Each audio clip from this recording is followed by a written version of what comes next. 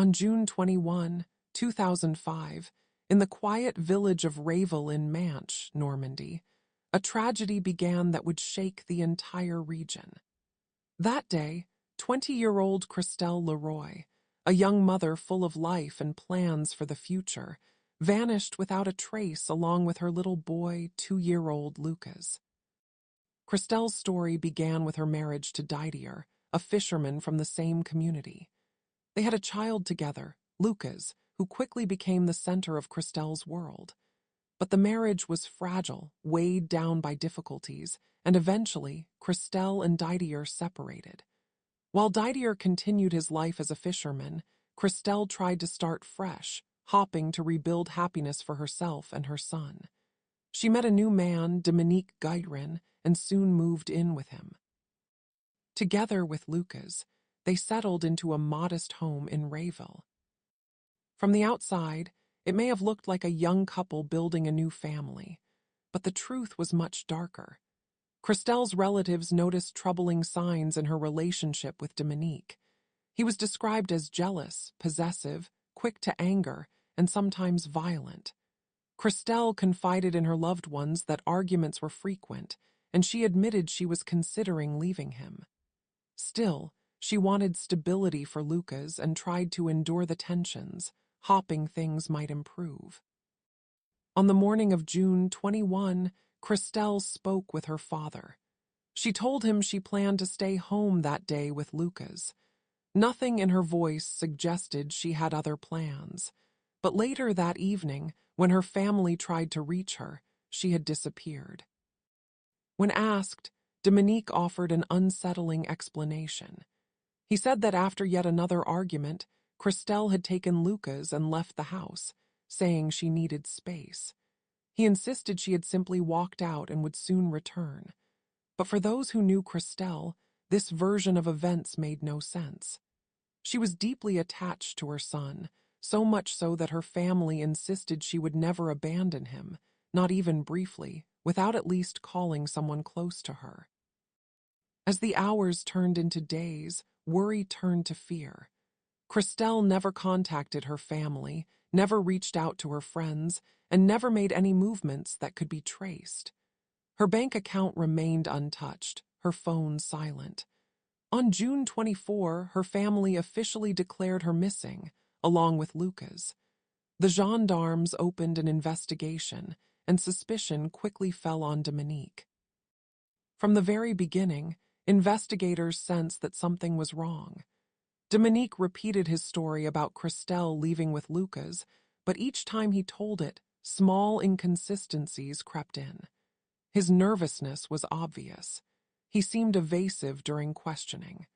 The police noticed scratches on his arms. When asked about them, he claimed they came from working on fishing nets, but the explanation didn't convince anyone. Meanwhile, Christelle's family kept pushing the investigators not to accept Dominique's story at face value. They reminded them that Christelle had expressed doubts about the relationship, that she had hinted she wanted to leave, and most importantly, that she would never, ever walk away with Lucas without a word.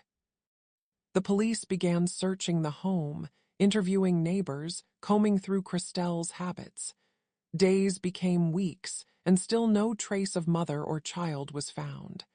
Public concern grew. What had happened to Christelle and Lucas? Dominique, however, continued to insist on his version. He claimed Christelle had simply walked out, but as the pressure of the investigation mounted, his confidence began to crack.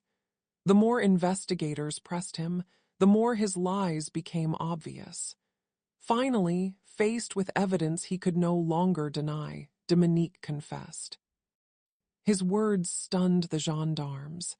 He admitted that during a violent argument with Christelle, he struck her, and the confrontation escalated beyond his control. In a fit of rage, he killed her. But what came next horrified everyone. He confessed that he had also killed little Lucas. Dominique explained that after Christelle's death, he panicked. He knew that if Lucas remained alive, the child would eventually reveal the truth or draw suspicion. In his twisted logic, the only way to protect himself was to silence the boy. Lucas, just 2 years old, completely innocent, became his second victim. At first, Dominique attempted to mislead investigators about what he had done with the bodies. He gave false directions, prolonging the search and tormenting Christelle's family, who still clung to a faint hope. But eventually, he broke down completely and revealed where he had hidden them. The discovery was devastating. The young mother and her son had been cruelly taken, their lives erased in a single day. For Christelle's family, the revelation was unbearable. They had hoped against all odds that she might reappear, that perhaps she had run away to escape Dominique, that maybe she and Lucas were safe somewhere. Instead, the truth confirmed their worst fears. They had lost a daughter, a sister, a grandson. The trial that followed painted an even darker picture of Dominique Guérin. Testimonies described his jealousy, his controlling nature, his bursts of violence. The court learned how he had isolated Christelle, how arguments escalated, and how his possessiveness had suffocated her. For the murder of Christelle and Lucas, Dominique was sentenced to life in prison. But justice, though necessary, could never erase the pain.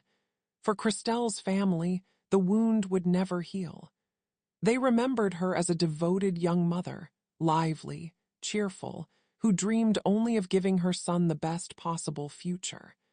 They remembered Lucas as a sweet, happy child, full of innocence and joy, whose life had barely begun before it was stolen.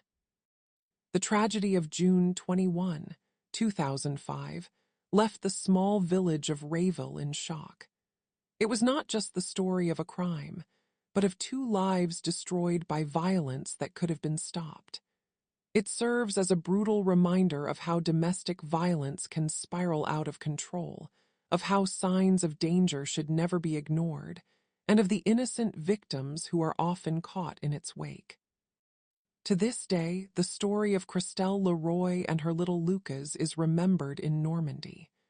It is a cautionary tale, a warning about the dangers of jealousy, possessiveness, and unchecked violence behind closed doors.